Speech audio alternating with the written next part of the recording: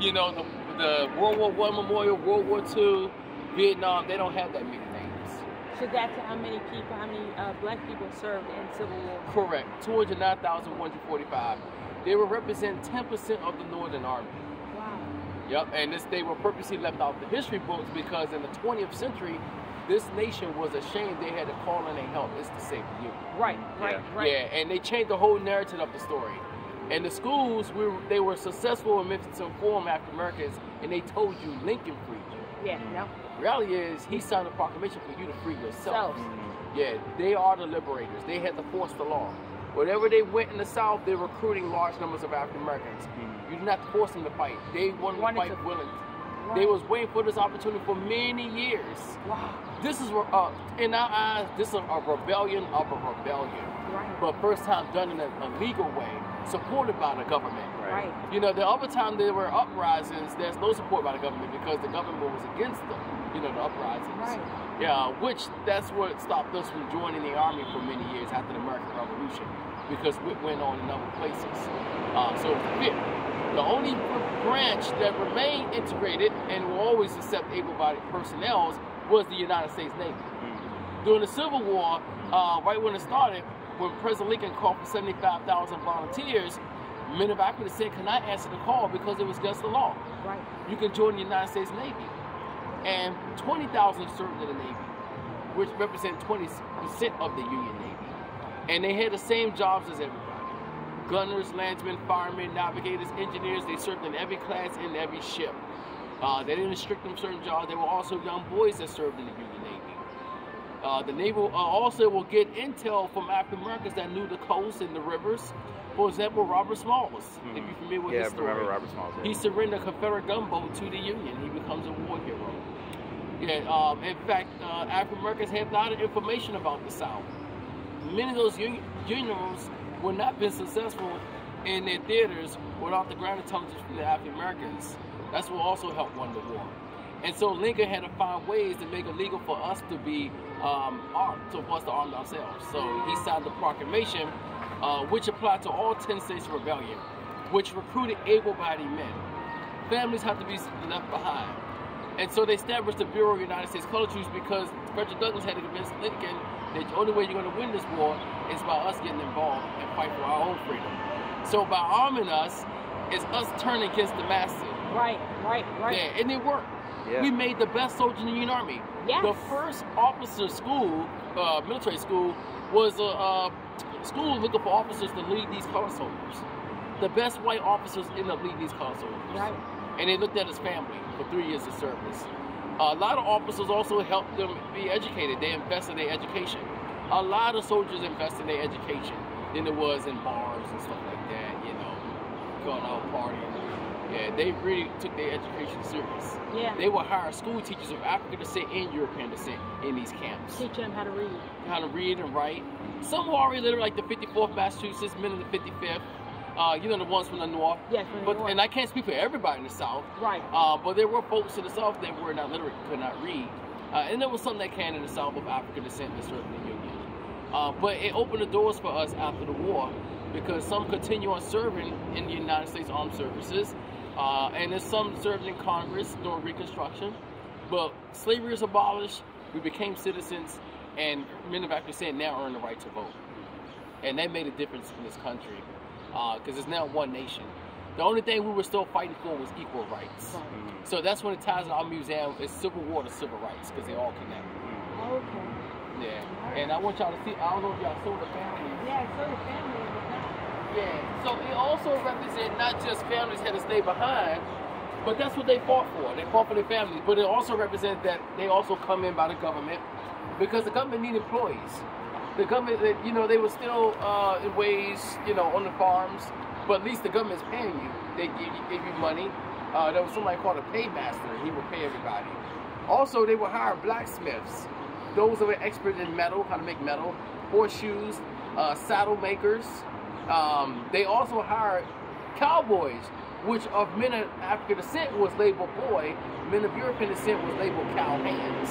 Oh wow! But the original cowboys were labeled to men of African descent, which traced back to the Fulani tribe of West Africa. They're nomadic. but they were hired to herd government cattle, the cows to feed these armies throughout the country. They also hired teamsters, men that were drivers that can carry military supplies, and they knew the secret routes and stuff. We were scouts in the army. They hired undercooks. They hired women as laundries, tailors, nurses. You know, so those are the civilians and soldiers that work for the government. So now we have more numbers supporting the United States Army. You know, even though war is a bad thing, but in a way it was good for us because it gave jobs. Mm-hmm. Also, like World War II, it gave jobs. You know, it got women out of those kitchens and working with the government. So same thing with the Civil War. I didn't realize the cowboy thing. I gotta go look that up. And another thing that's gonna blow your mind, which you now can research.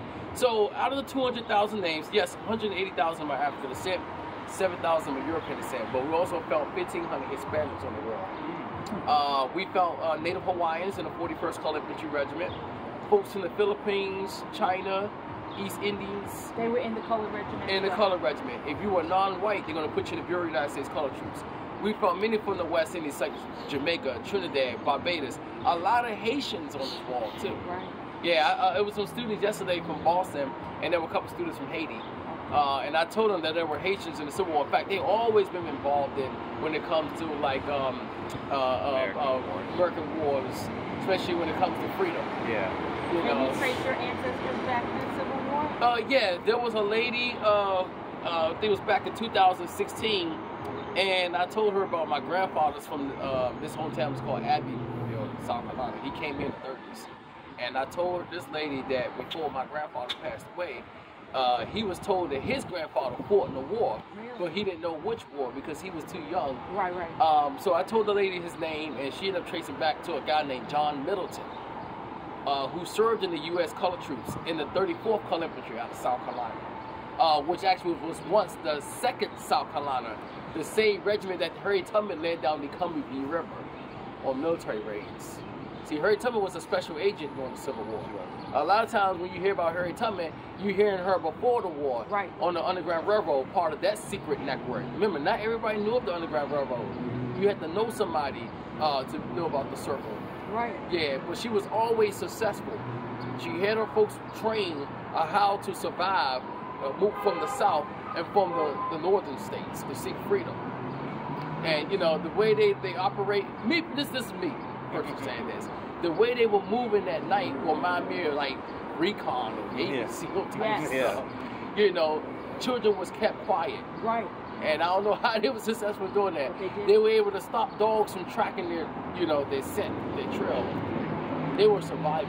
Yeah. And they would walk miles and miles. There were different points. Yes. You know, people risk their lives to help people seek freedom. Yes. And I'm talking about people of European descent. Mm-hmm. That's the only way. That's Quakers, abolitionists. Yep. So that's why you needed this war. This war needed to happen to end that institution. Because remember, slavery divided many families. Mm-hmm. You know, right across the river, there's Alexandria. Yeah. They will sell thousands and thousands of people, ship them all the way down to the Chesapeake, all the way down to Natchez, Mississippi, and they be sold to other plantations throughout the South. It's fantastic. Thank you so much. Oh, anytime. My job is to share the truth but not history. That your history does not begin with slavery. They built this nation. Yes. And then when the nation was divided, you end up saving the nation. That's right. And that's one of America's best kept secret. And I believe every school in the United States and every military personnel should know about the United States Colored Troops. And it's history. Thank you. But you know, it connects with everybody. It does, It does. Mm-hmm. He's a history teacher. Yeah. Oh, really? Yes. Yeah. What grade you teach? I teach 6th grade world history, but 8th grade American history. So we cover the Civil War. I want to shake hands. Thank you for your service. Yeah. It's hard to serve now. You don't even know. All teachers.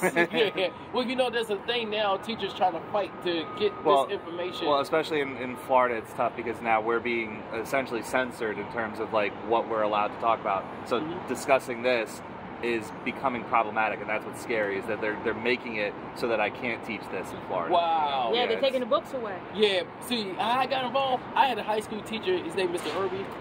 So I graduated Eastern, which is East Capitol. Okay. I grew up on Capitol Hill and a little bit from this area. But he was one of the teachers that had to pull us to the side and tell us the truth. Yeah. And he gave me a project as to come here. And I met this guy, his name is Professor Perry Jones. you would have loved the way he spoke. It's like when he was teaching, he was preaching. Yeah. But it was about the Civil War and the African knowledge circle and Africa's background coming to the Americas. And like stuff he was saying was deep. But he introduced me to Frank Smith. Frank Smith is the hero that's responsible for putting this monument here in this community. See, after the Civil War, because we won the war, and I didn't tell you, it was the colored soldiers that went into a lot of Confederate major cities, like Little Rock, Arkansas. Colored soldiers captured Charleston, and they captured the capital of the Confederacy, Richmond, Virginia, and they forced me to surrender.